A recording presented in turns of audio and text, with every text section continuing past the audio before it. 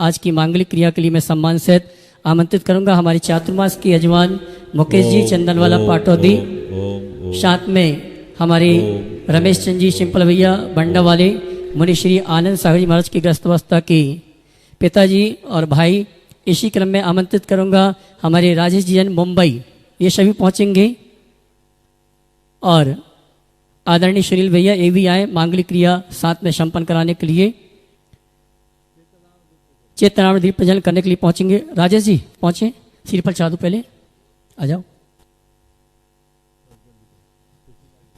और साथ में श्रीमती सुशीला जी पाटनी, व्रती श्राविका किशनगढ़ बेबियां आज की मांगलिक क्रिया के अंतर्गत चेतनावृत दीप प्रज्वलन का कार्यक्रम संपन्न करने के लिए और सहयोग के लिए पहुंचेंगे हमारे योगेन जी और अशोक जी। राजेश जी पहुंची, भैया मुकेश जी इनको ले लेना, राजेश जी को साथ में। बोले संत श्रोमणी गुरुवर आचार्य श्री विद्यासागर जी महाराज की चेतनावरण करने का कार्यक्रम और दीप प्रज्वलन का कार्यक्रम संपन्न कर रहे हैं श्रीमती सुशीला जी पाटनी किशनगढ़। इसी क्रम में हमारे मुकेश जी चंदनवाला पाटौदी परिवार, आदरणीय सुनील भैया जी, साथ में रमेश चंद जी सिंपल जी जो कि आनंद सागर जी महाराज की ग्रस्तावस्था के भ्राता हैं, और हमारे शुद्धि श्रवक बम्बई निवासी श्रीमान राजेश जी चेतनावरण दीप प्रज्वलन का कार्यक्रम संपन्न कर रहे हैं। और आइए पुनः एक बार इन सभी को आमंत्रित करूंगा परम पूज्य मुनिवर के कर कमलों में शास्त्र भेंट करने के लिए।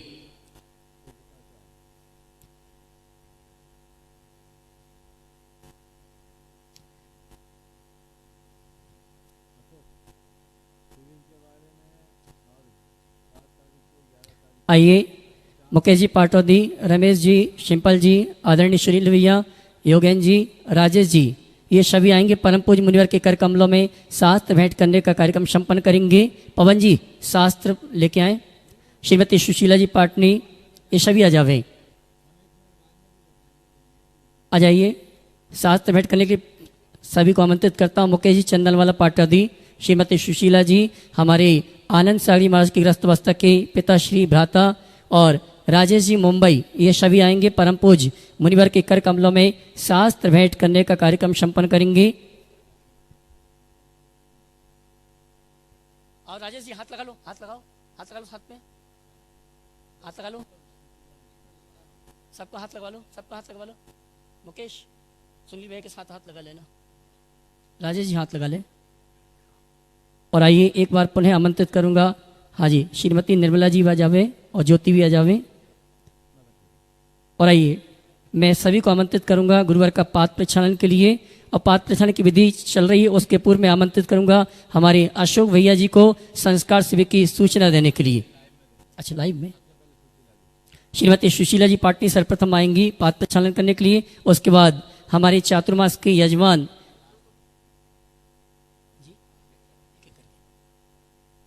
रुक जाना थोड़ा रुक जाना, एक एक करके आएंगे, एक एक करके, एक एक रुक जाना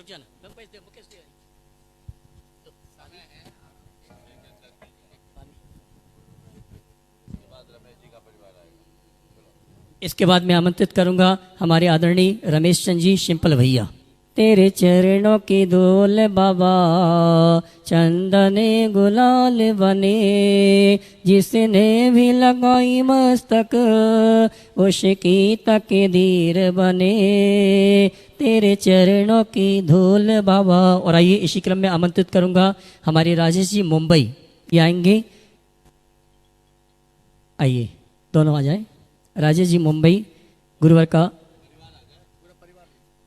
हाँ जी आ जाइए आप, एक मिनट आइए। गुरु वंदना करने का स्वभाव प्राप्त करें मुंबई निवासी भाई राजेश जी, उनका परिवार। और इसके पश्चात मैं आमंत्रित करूंगा हमारे चातुर्मास के यजमान स्वर्गीय कैलाश चंद जी परिवार के श्रीमती निर्मला जी, मुकेश जी चंदनवाला, ज्योति और ममता, ये सभी आएंगे परम पूज्य मुनिवर की चरण वंदना पात्र प्रक्षालन के रूप में संपन्न करेंगे। आइए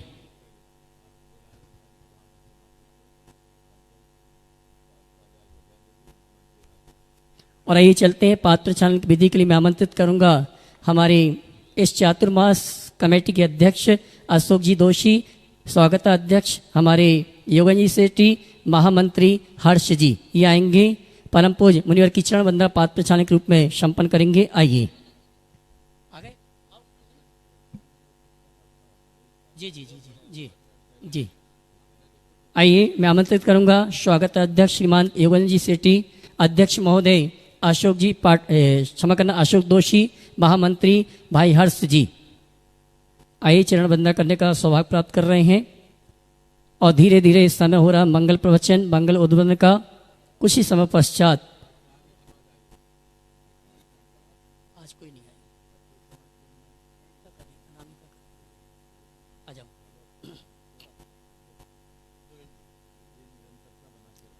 और आदरणीय अशोक भैया जी पाद प्रचालन विधि संपन्न करें। आइए दोनों मिलकर कर लेंगे।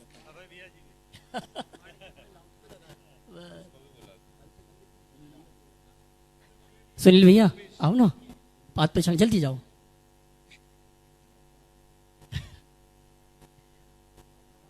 और आइए हम और आप परम पूज्य मुनिश्री की मंगल देशना, मंगल प्रवचन का लाभ ले। उसके पूर्व संस्कार शिविर की संपूर्ण जानकारी देने के लिए मैं आमंत्रित करूंगा हमारे इस चातुर्मास महोत्सव के मार्गदर्शक आदरणीय अशोक भैया जी।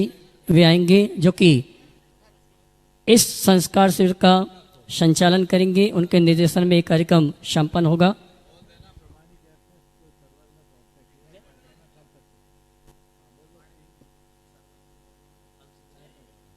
हाँ जी, सभी के लिए सूचना है जो प्रमाणिक ऐप डाउनलोड की है, प्रमाणिक ऐप के माध्यम से आप वाचना और प्रवचन का लाभ ले रहे हैं।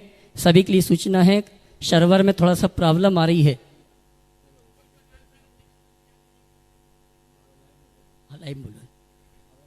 जी प्रवचन लो। बोले देवादिदेव श्री आदिनाथ भगवान की, देवादिदेव श्री महावीर भगवान की, संत श्रोमणी गुरुवर आचार्य श्री विद्यासागर जी महाराज की, नवाचार्य श्री समय सागर जी महाराज की, परम पूज्य मुनि श्री प्रमाण सागर जी, निर्वेक सागर जी, संधान सागर जी महाराज की। और आइए प्रातःकालीन बेला में हम और परम पूज्य मुनिश्री के मंगल प्रवचन, मंगल उद्बोधन का लाभ लें। उसके पूर्व पारस्यन, जनवाणी चैनल और प्रमाणिक ऐप के माध्यम से जिस कार्यक्रम को देख सुन रहे हैं और यहाँ पर उपस्थित समस्त श्रावक श्राविकाओं का धर्म प्रमाण समिति के साथ साथ सकल दिगंबर जैन समाज इंदौर हार्दिक अभिनंदन स्वागत करता है। और चलते हैं प्रवचन के लिए निवेदन करें। उसके पूर्व संस्कार शिविर की सूचना देने के लिए मैं आमंत्रित करूंगा हमारे चातुर्मास महोत्सव के मार्गदर्शक भैया अशोक जी को, जो इस संस्कार शिविर को पूरा संचालित करेंगे। मैं आमंत्रित करूंगा भैया अशोक जी। आइएगा बंधु, इस वर्ष का पूज्य महाराज श्री का मंगल वर्षायोग मां अहिल्या की पावन नगरी इंदौर की पावन धरा पर संपन्न हो रहा है, आप सभी को विदित है।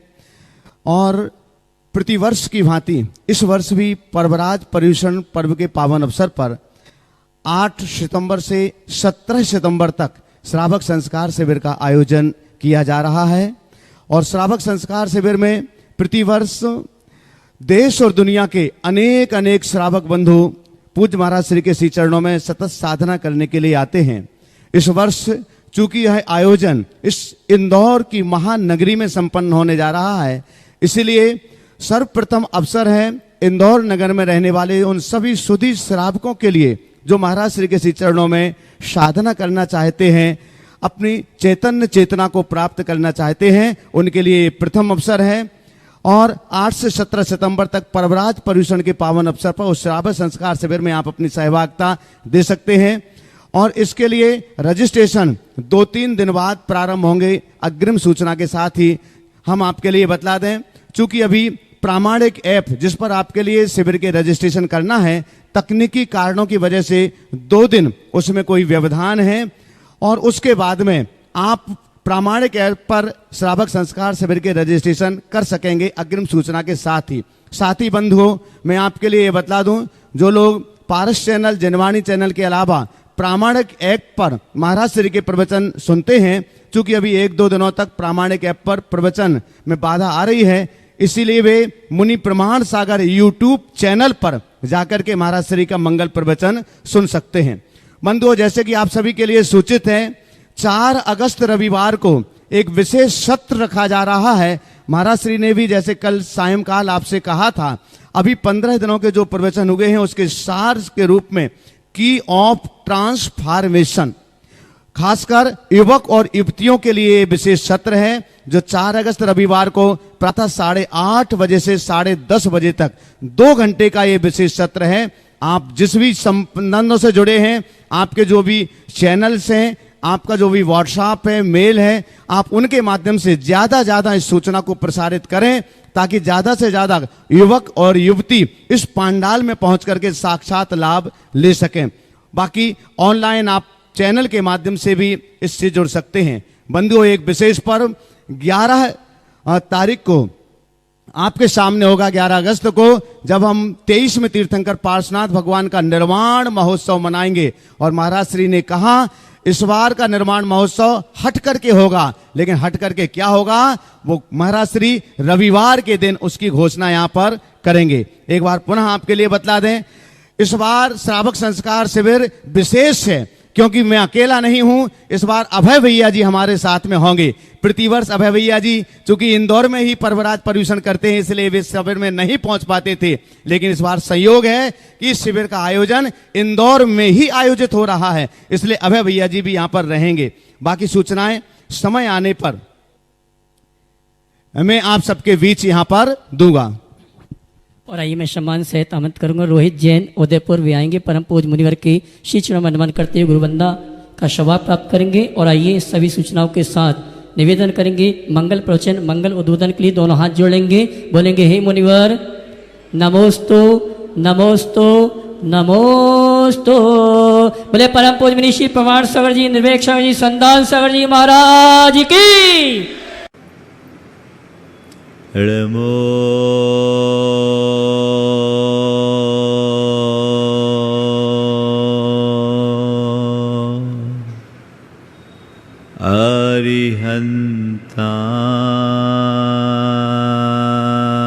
अरिहन्ताणम् नमो अरिहन्ताण नमो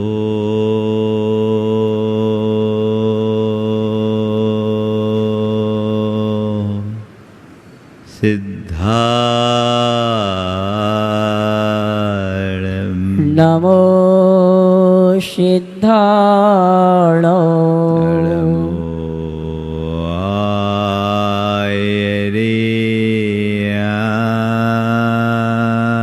आयर्याणम् नमो आयर्याण नमो उवध्यायाय नमो उवध्यायाण नमो लोये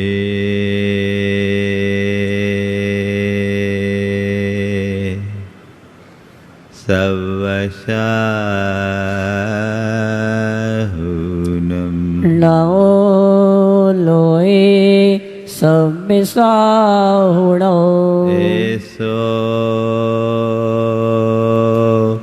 पंचणमोयारो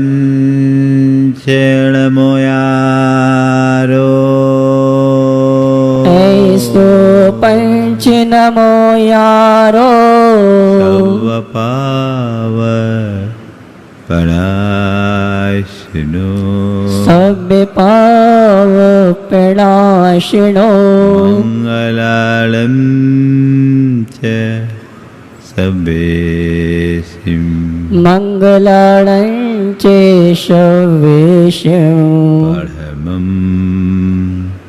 होय मंगलम। परमं होय मंगलम्। जय बोलो देवादिदेव 1008 श्री भगवान महावीर स्वामी की जय जय जय अहिंसा परमो धर्म की जय जय जय। परम पूज्य आचार्य गुरुवर श्री विद्यासागर जी महाराज की जय जय जय। बोले परम पूज्य मुनि श्री प्रमाण सागर जी महाराज की, परम पूज्य मुनि श्री निर्वेक सागर संधान सागर जी महाराज की।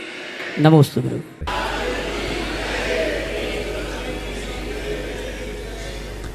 एक नगर के उद्यान में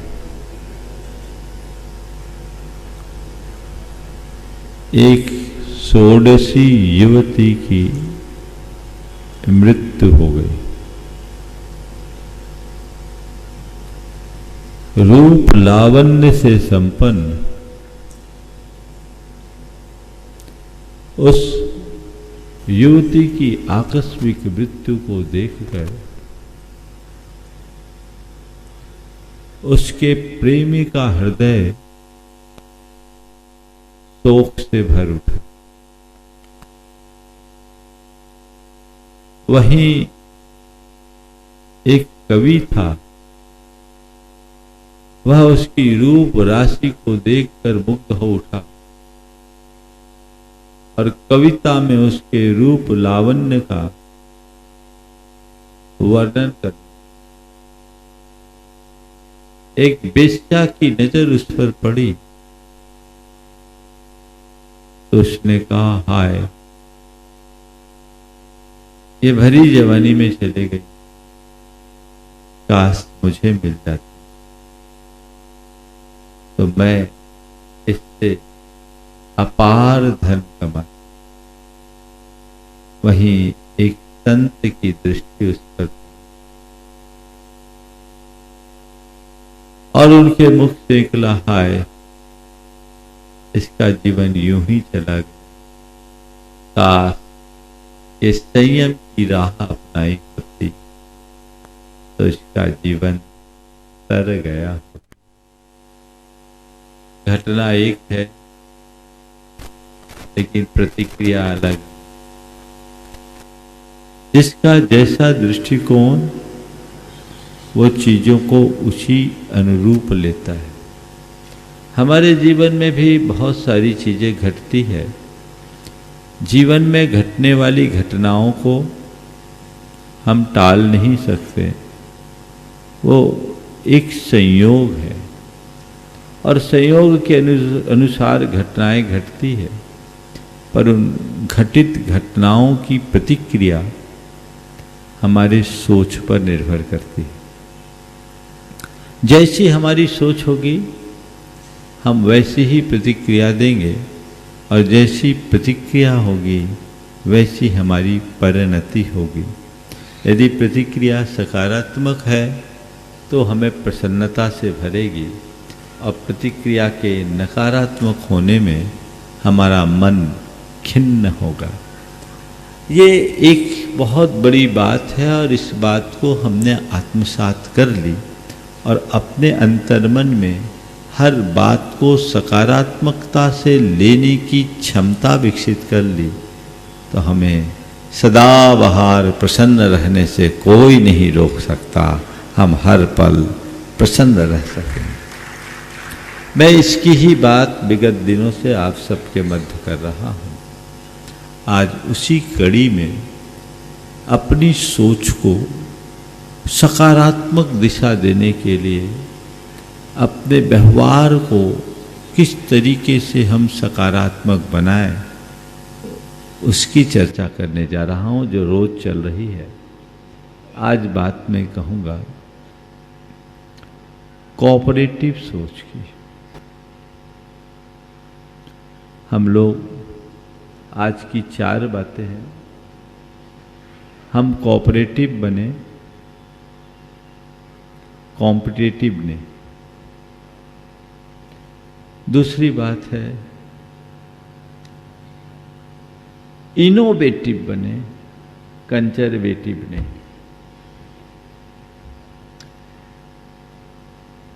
हम अगर नकारात्मकता की दृष्टि से देखते हैं तो कॉम्पिटिटिव वृत्ति हमें एक नकारात्मक दिशा में ले जाती है।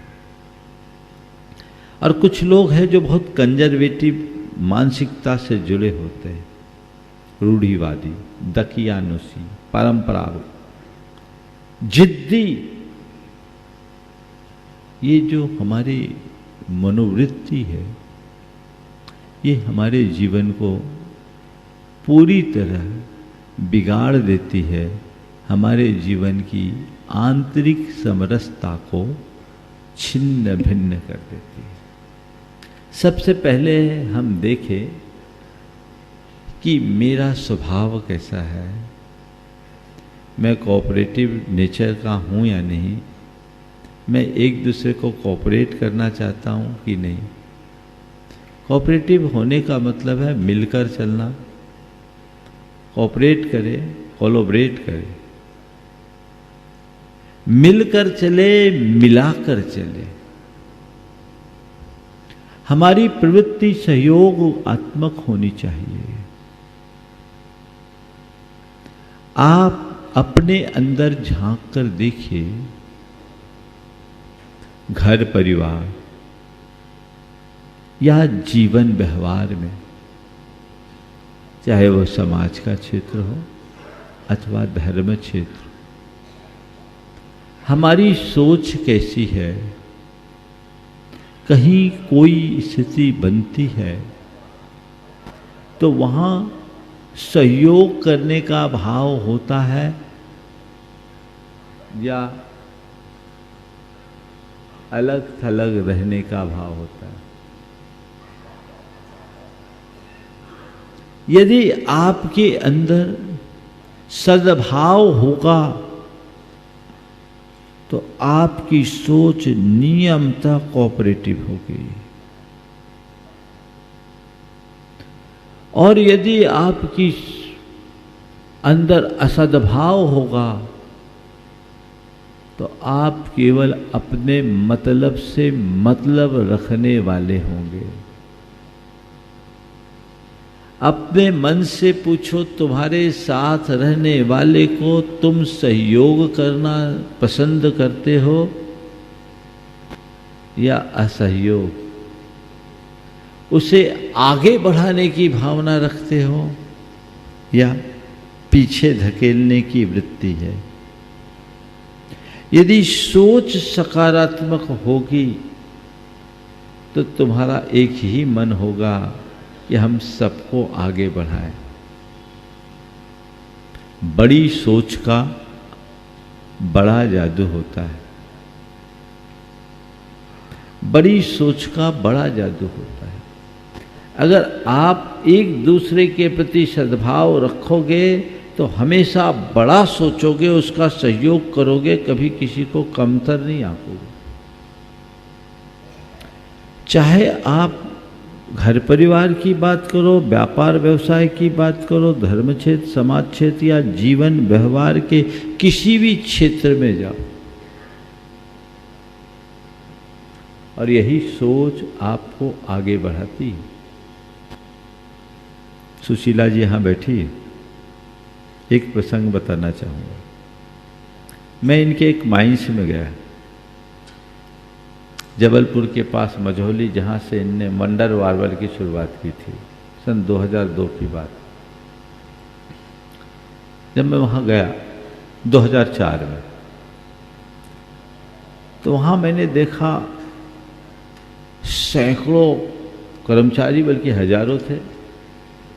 2 दिन हमारा वहाँ प्रवास था, पर एक बार भी सायरन नहीं बजा, सायरन नहीं बजा।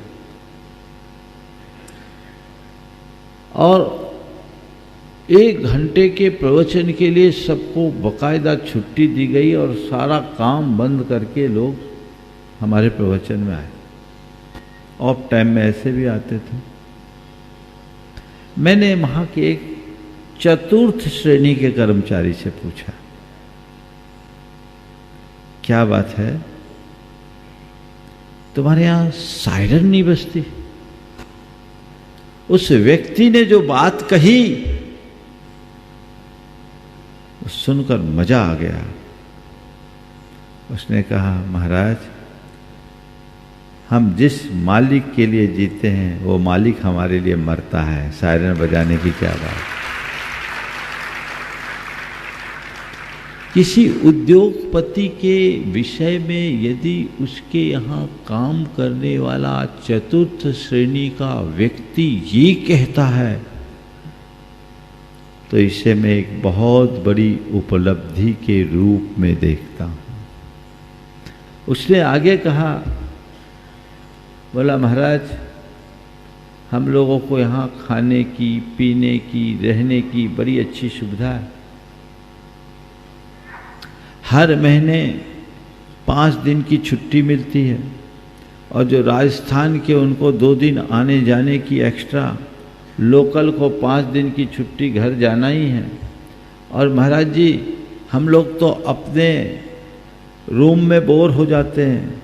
हम लोग देखते हैं एक ही चीज़ सोचते हैं, हम कंपनी से, कंपनी हमसे है, हम जितना काम करते हैं कंपनी को उतना प्रॉफिट होता है और कंपनी को जितना प्रॉफिट होता है हमको उतना बोनस मिलता है। मैंने बाद में अशोक जी से पूछा तो अशोक जी ने बहुत अच्छी बात कही। बोले महाराज जी जो व्यक्ति 5 दिन अपने बीवी बच्चों के साथ रहेगा वो 25 दिन अच्छे से काम कर पाएगा। जो अपने बीवी बच्चों के साथ नहीं रहेगा वो काम कैसे करेगा? बीवी बच्चों के लिए तो काम करता है। ऐसी सोच अपने मन में झांक कर देखिए। आप अपने यहां काम करने वालों के प्रति क्या सोचते हो? वो आपका सहयोग कर रहा है, आप उसके सहयोग के लिए कितने खड़े हो?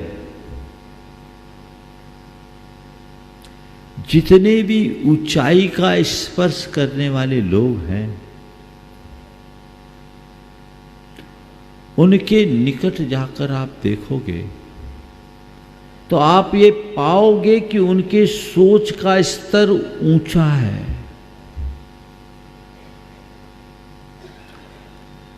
ध्यान रखना, व्यक्ति अपने रूप रंग और बाह्य समृद्धि से ऊंचा नहीं उठता। व्यक्ति अपनी सोच से ऊंचाई का स्पर्श करता है। एक जगह एक मेला लगा हुआ था।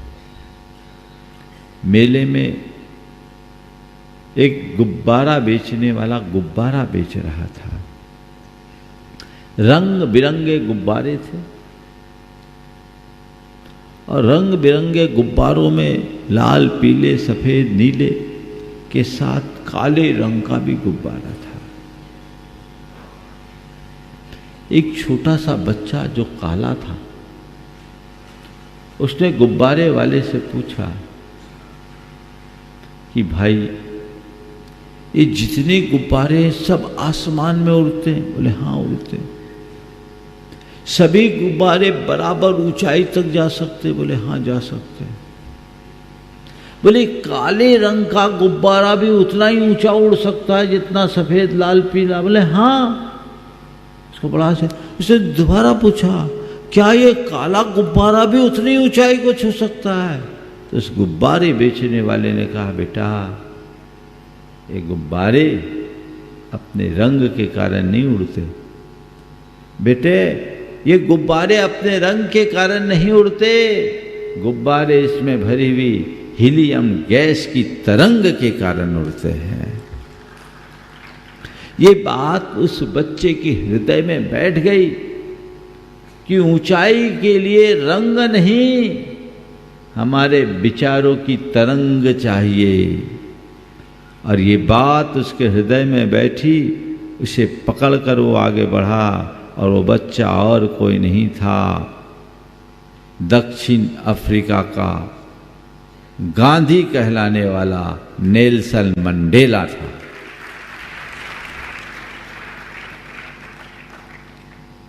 अपनी सोच को कोऑपरेटिव बनाइए। हर किसी का सहयोग करने की बात कीजिए, हर किसी का समादर करने की बात कीजिए, हर किसी से सौहार्द रखने की सोचिए और हर किसी के साथ सद्भाव रखने की बात कीजिए। तो बी कोऑपरेटिव सूत्र बनाइए। मुझे कोऑपरेट करना है, सहयोग करना है, मिलकर रहना है, साथ देना है और साथ रहना है। कोऑपरेट भी करिए और कोलैबोरेट भी करिए, मिलकर के भी रहिए और मिला करके भी रहिए। देखिए मिलकर रहने में मिलाकर रहने में आनंद है और अलग थलग रहने से, सेपरेट रहने से नुकसान है। कैसे? एक बार पानी दूध के पास गया और पानी ने दूध से निवेदन किया कि भैया, मुझे कोई पूछता नहीं, तुम्हारा बड़ा मूल्य है, यदि तुम मुझे जगह दे दोगे तो मेरी भी कीमत बढ़ जाएगी। दूध ने कहा कोई बात नहीं भाई, अपन भाई भाई है, आ जाओ, अपन साथ रहेंगे।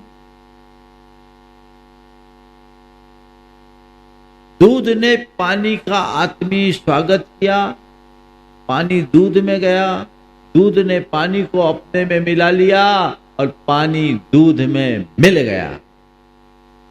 थोड़ी देर में देखते ही देखते दूध और पानी मिलकर एक मेक हो गए। हलवाई ने दूध को भट्टी में चढ़ाया,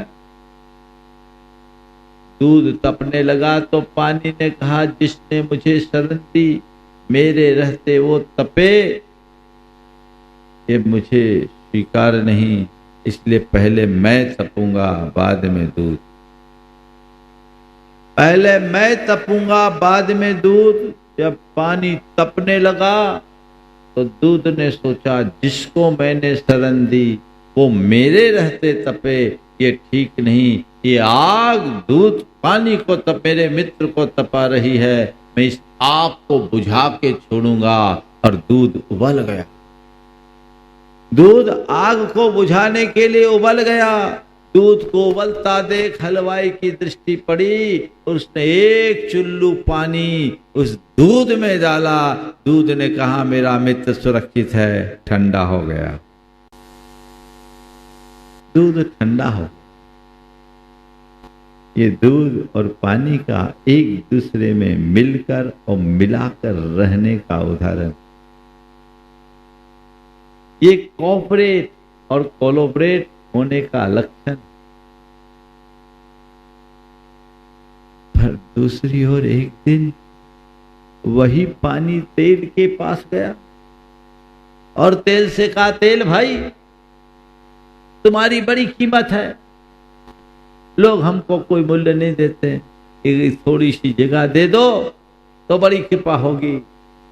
तेल ने कहा, तेरी औकात कहाँ जो मेरे साथ रहेगा? अरे भैया, मालूम है तुम बहुत बड़े, थोड़ी जगह दे दो, मैं तो चरणों में भी रहने को तैयार हूं। बोले ठीक है, आजा, मेरे चरणों में रहना पड़ेगा। और पानी के तेल के पास गया। तेल ऐंठ कर पानी के सिर पर बैठ। तेल ऐंठ कर पानी के सिर पर बैठ गया। फिर क्या था, जब दिया जला, तेल जलता रहा, पानी का कुछ भी नहीं हुआ। समझ गए? सेपरेट रहोगे मिट जाओगे, और कोऑपरेट करोगे अमर बने रहोगे। जीवन को उस धारा में बढ़ाइए।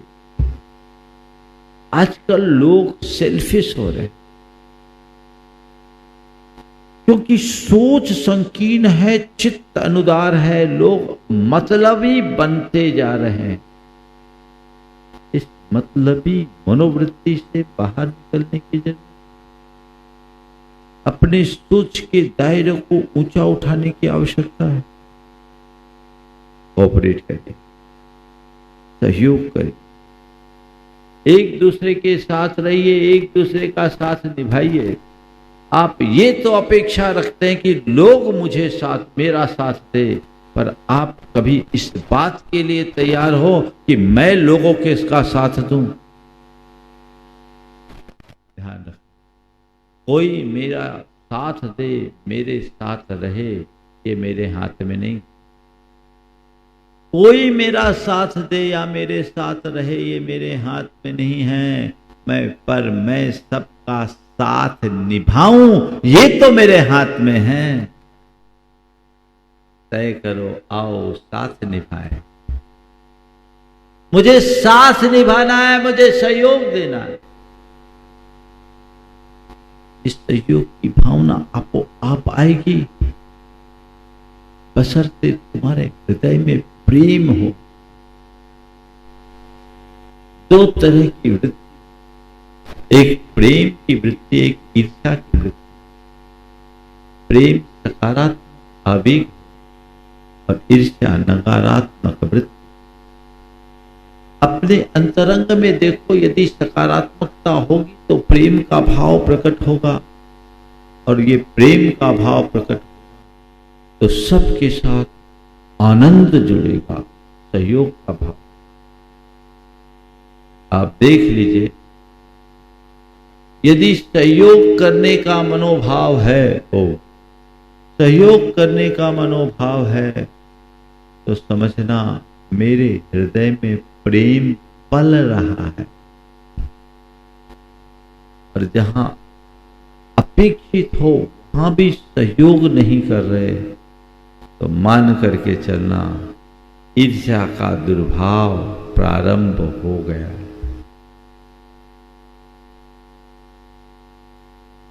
अपनापन चाहिए, सहयोग अपने आप होगा। सबके प्रति अपनापन। देखो, पैर में कांटा चुभता है, पैर में कांटा चुभा, माइंड ने मैसेज, तुरंत हाथ उस कांटे को निकालने में लग जाता है, लगता है।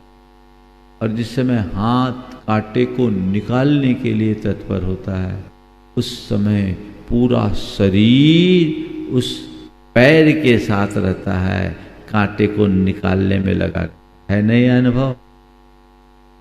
क्या कांटा पांव में लगा है, मैसेज माइंड दे रहा है, निकालने को हाथ लगा है, और शरीर पूरा साथ खड़ा है। क्यों? क्योंकि माइंड कहता है पैर मेरा है, हाथ कहता है पैर मेरा है, शरीर का रोम रोम कहता है पैर मेरा है, उसको कांटा लगा है, तो हमें तुरंत हटाना ही है। किसी से पूछने की भी दरकार नहीं होती, एक पल में ऐसा हो जाता है। ऐसे ही जिस दिन तुम्हारे घर परिवार या तुम्हारे समाज के किसी व्यक्ति के लिए कोई कांटा लगे, तो तुम्हारा अंग अंग उसके साथ बढ़ जाना चाहिए, क्योंकि वो मेरा है, वो मेरा है, वो मेरा है। होता है? हाँ, उसका होता है, होने तो हमको क्या कर। किनारा काटने की मनोवृत्ति नहीं होनी चाहिए। किनारा मत काटो, सामने वाले को किनारे तक पहुंचाने के लिए आ गया, ऐसा कॉपरेशन होना चाहिए। जहां प्रेम होता है वहां लोग एक दूसरे को कोऑपरेट करते हैं, और कोऑपरेट करने का परिणाम क्या होता है मैं आपको कहना चाहूं। दो भाई, एक भाई अपने गृहनगर में अपना व्यवसाय संभालता, दूसरा भाई 20 बरस पहले एक महानगर में शिफ्ट होकर अपना कारोबार चला रहा है। शुरुआती दौर में उसका कारोबार काफी चला, और अपने बड़े भाई से भी बहुत अच्छी स्थिति में रहा। समय बदला, से कुछ लॉसेस हुए और उसकी स्थिति बिगड़ गई। उसकी एक बेटी थी, बड़े भाई के लिए 2 बेटे थे, बेटी। उस बेटी की शादी का समय आया और एक बड़े घराने से ऑफर। जब ऑफर आया, उसने इनकार कर दिया कि जिस घराने का ऑफर है, मेरी औकात ही नहीं कि मैं उस घर में संबंध कर, तो मैं कैसे कर सकता। ये सूचना बड़े भाई तक पहुंची। बड़े भाई ने छोटे भाई को फोन लगा, बोले क्यों भाई, क्या बात है? बेटी का संबंध आया, हमने सुना, बुलाया तो है। तो क्या हुआ? बोले मैंने इनकार कर दिया। क्यों? बोले भैया वो कहाँ, हम कहाँ, हम कर ही नहीं सकते। उसने कहा तूने ये निर्णय लिया कैसे? क्या वो बेटी केवल तेरी बेटी, मेरी बेटी नहीं? तुझे कुछ भी निर्णय करने से पहले एक बार मुझसे पूछ तो लिया होता। बोले भैया माफ़ करना, मैंने आपसे पूछा नहीं, लेकिन मुझे उचित नहीं लगा कि हम इस विषय में आपसे क्या मांगे और आपसे क्यों बोले। हमने कहा ठीक है, और कहीं साधारण घर में करते। बोले बिल्कुल नहीं, अब तुझे इस विषय में किसी से कोई बात नहीं करना, पूरी बात मैं करूँगा और शादी मैं करूँगा। वो बेटी अकेले तेरी नहीं, मेरी बेटी। उसने बात बढ़ाई और उसी घर में उसी लड़के से शादी हुई। शादी में उसने करोड़ों रुपया खर्च किया, खुद 15 दिन बैठकर पूरे के पूरे कार्यक्रम को संयोजित किया। ये बात जब उसकी धर्मपत्नी को पता लगी तो एक बार ये उसको बुरा लगा कि ये क्या कर रहे हैं। जब उसका हमारा हिस्सा बांट हो गया, सब अलग अलग है, कोई लेना देना नहीं, फिर भी ये क्यों कर रहे हैं। लेकिन पति के आगे उसकी चल नहीं पाती थी। उसने एक आध बार कहा भी, लेकिन ज़्यादा जोर दे के नहीं कह पाई। जब पति से कहा तो पति ने कहा ये तेरा मैटर नहीं है, मैं कमाता हूँ, अपना रुपया मैं कहीं भी लगा सकता हूँ, वो मेरा भाई है और वो बेटी मेरी बेटी है, तुझे कहने का हक नहीं। इतना कह दे तो फिर चले कहाँ, पर इतना कहने वाले हिम्मतवार बहुत कम होते हैं, चलती तो इन्हीं लोगों की ज़्यादा है। अब हो गया, संबंध हुआ। उसके बाद 1 साल बाद बड़े भाई की धर्म पत्नी को कुछ फिजिकल प्रॉब्लम्स आई। उसके ट्रीटमेंट के लिए उन्हें वहीं जाना पड़ा। इस स्थान का भी नाम बता देता हूं, मुंबई जाके ट्रीटमेंट लेना पड़ा। और मुंबई में उनको करीब 40 दिन रहना पड़ा।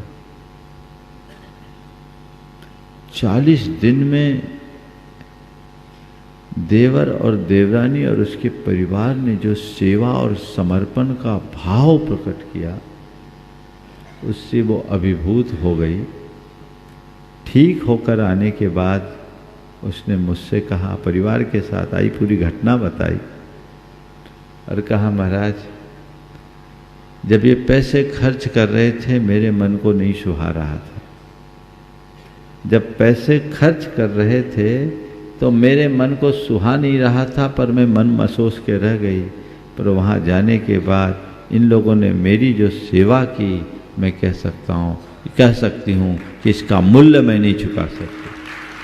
और महाराज जी मुझे लगता है कि मैं जो ठीक हुई हूँ, इसमें इलाज का जितना स्थान है उससे कहीं ज़्यादा इनके सहयोग और प्रेम का स्थान है। इनका प्रेम नहीं मिला होता, इनका सहयोग नहीं मिला होता तो मैं इतनी जल्दी स्वस्थ नहीं होती।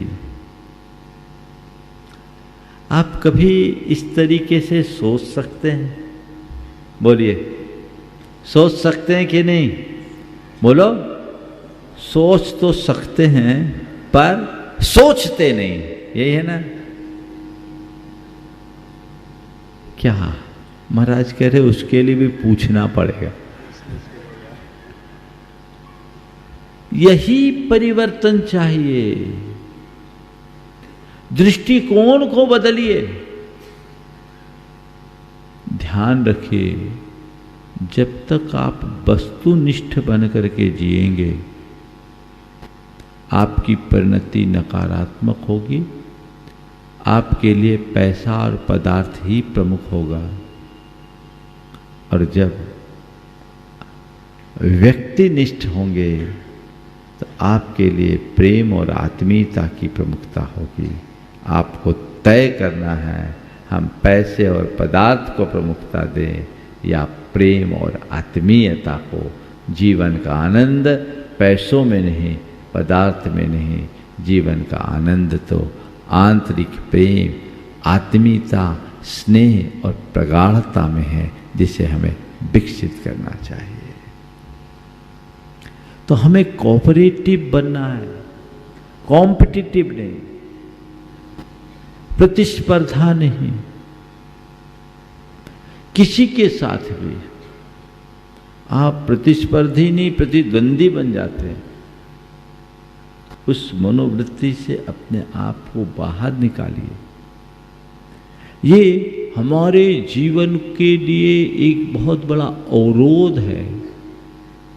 अगर आपकी सोच कोऑपरेटिव होगी तो आपका चित्त सदैव उदार बना रहेगा, और हृदय में उदारता होगी तो प्रसन्नता रहेगी।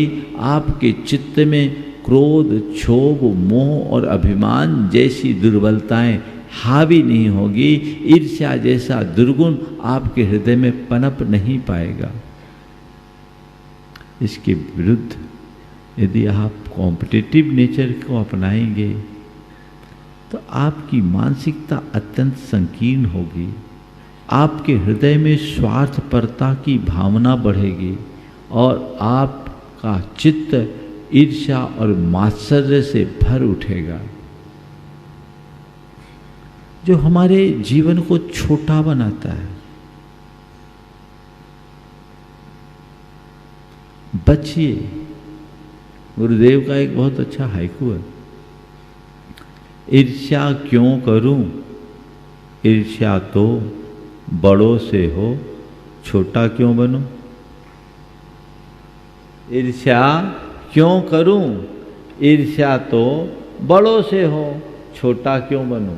बहुत कुछ कह गए, समझ रहे बात। मैं किसी से ईर्ष्या क्यों करूं। ईर्ष्या किससे होती है, जिसके पास हमसे कुछ ज़्यादा होता है। तो हम किसी को अपने से ज़्यादा देख रहे हैं यानी खुद को छोटा मान रहे हैं, दूसरों को ज़्यादा देखकर जल रहे हैं यानी खुद को छोटा बना रहे हैं। छोटा ही नहीं, खोटा भी बना रहे हैं। सोच को छोटी मत बनाइए, सोच को खोटी होने से बचिए।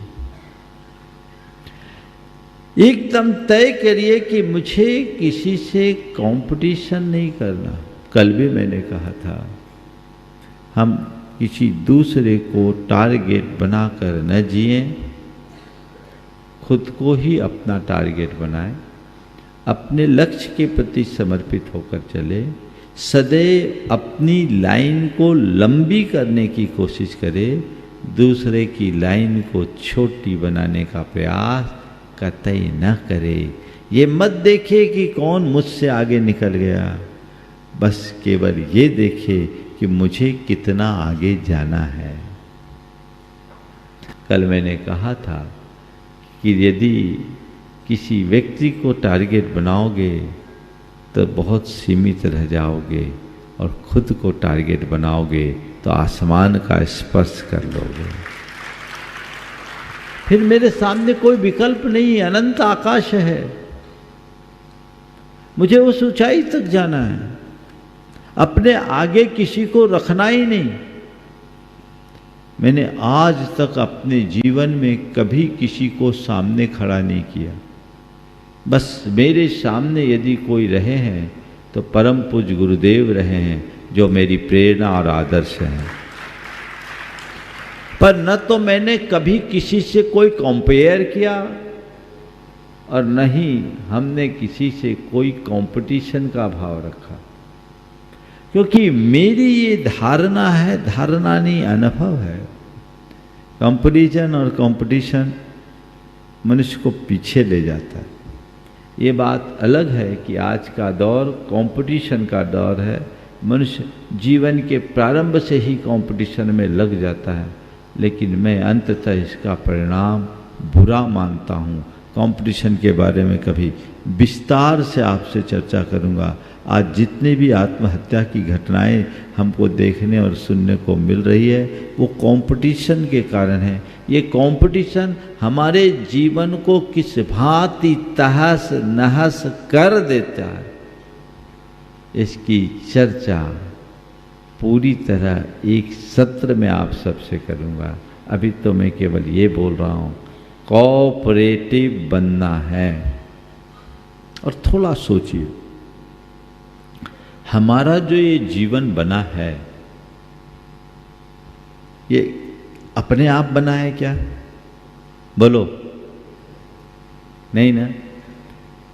हम यहां तक पहुंचे, इसमें कईयों का योगदान है कि नहीं? कईयों का सहयोग है कि नहीं? कईयों के कॉपरेशन से हम यहाँ तक पहुँचे कि नहीं? थोड़ा पीछे जाएं, किसका किसका कॉपरेशन? सबसे पहले माँ बाप का, उनने हमें जन्म दिया, जीवन दिया, संस्कार दिया, ये कॉपरेशन है कि नहीं? दूसरा समाज का, समाज का है कि नहीं? अगर समाज हमारे साथ नहीं होती और समाज का दबाव नहीं होता, सामाजिक संस्कार और सरोकार नहीं मिलते, तो क्या होता? लुच्चे लफंगे की तरह जीते, आवारा और अपराधी बन करके होते, मवालियों जैसा जीवन होता। आज एक सब सुसंस्कारित नागरिक की तरह जी रहे हैं। क्या इसमें समाज का सहयोग नहीं है कि नहीं है? अगर हिसाब लगाओगे तो न जाने कितने कितने का सहयोग है। तो जब सबके सहयोग से हम यहाँ तक खड़े हैं, तो सबका सहयोग करने का दायित्व भी तो हमारा बनता है। इसलिए बी कोऑपरेटिव, सहयोग करने की मनोवृत्ति जगाइए।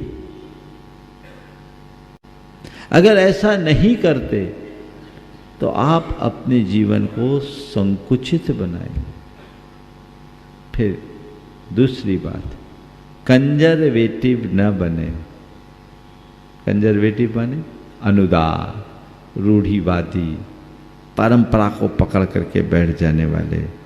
और मैं एक दूसरा अर्थ लेता हूं, जिद्दी। कुछ लोग होते हैं, उनका माइंडसेट बिल्कुल अलग होता है। जो कह दिया सो कह दिया, नो कॉम्प्रोमाइज होता है। इससे बड़ी अव्यवस्था होती है। एक तो परंपराओं को अपनाना अलग बात है, पर परंपराओं में जकड़े रहना अच्छी बात नहीं। समझ गए? दकियानुसीपन से बचिए। दकियानुसीपन ना आपके व्यवहार में होना चाहिए, ना बर्ताव। ओपन माइंड होना चाहिए, खुलापन होना चाहिए। जहां अच्छाई है उसको अपनाने के लिए तैयार होना चाहिए, और जो बुराई है उसे छोड़ने के लिए तत्पर होना चाहिए। जिनकी सोच इतनी व्यापक होती है वही अपना विकास कर पाते हैं। अच्छाइयों को अपनाने में संकोच नहीं, और बुराइयों को त्यागने में एक पल का विलंब नहीं। लेकिन जो इस तरह से पकड़ने वाले लोग होते हैं, जानने समझने के बाद भी मैं कैसे छोड़ूं और कैसे अपनाऊं, ये जब तक चलते रहेगा तुम जहां के तहां पड़े रहोगे। एक बात सदैव ध्यान रखना, विकास तभी होता है जब हम अपने आप को बदलने को तैयार हों। बीज मिटता है तब उसमें अंकुरित होता है, और बीज से वृक्ष तक की संपूर्ण प्रक्रिया परिवर्तन की प्रक्रिया है।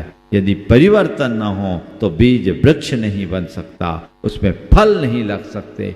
अपने जीवन को सफल बनाना चाहते हो तो परिवर्तन के लिए तैयार रहो। बिना परिवर्तन के उद्धार नहीं होता। बदलाव चाहिए, बदलाव। इसलिए मैं अक्सर कहता हूं, परंपरावादी मत बनिए, जीवन को प्रगतिशील बनाइए, आगे बढ़िए, मौलिकता को हाथ में रखिए।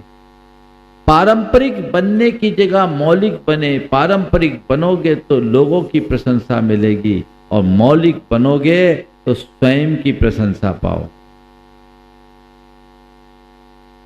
परंपरा में केवल एक तदर्थवाद है, अनुकरण है, और मौलिकता में विकास है, उन्नति।